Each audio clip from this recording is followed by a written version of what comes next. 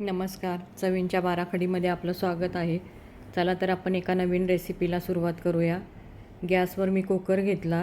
कुकरमध्ये तूप टाकून घेतलं. त्यानंतर ठेचलेला लसूण टाकला, काळी मिरी पूड टाकली, पुदिना कोथिंबीरची पेस्ट टाकून घेतली, हळद टाकली, थोडा हिंग टाकला. त्यानंतर ते सर्व मिक्स केलं. मटण चांगलं धुवून घेतलेलं ते टाकलं त्यात. चवीनुसार मीठ टाकून घेतलं. ते चांगलं परतून त्यात पाणी टाकून घेतलं. कुकरला 4 शिट्ट्या करून घेतल्या त्याच्या. मटण शिजलं चांगलं.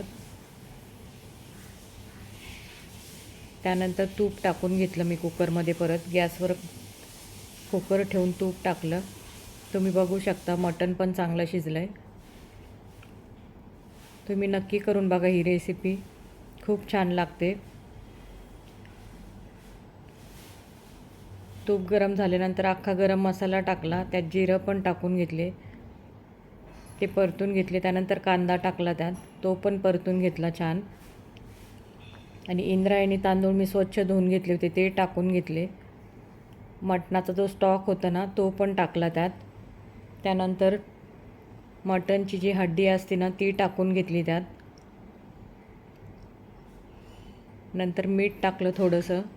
वरतून कोथिंबीर टाकून घेतली आणि झाकण ठेवून शिजवून घेतलं. माझ्याकडनं त्यात पाणी कमी झालेलं, तुम्ही जास्त पाणी टाकून शिजवून घ्या. जास्त पाणी शिजला का तो छान लागतो अळणी भात. नक्की करून बघा. रेसिपी आवडली असेल तर लाईक, शेअर आणि सबस्क्राईब करायला विसरू नका.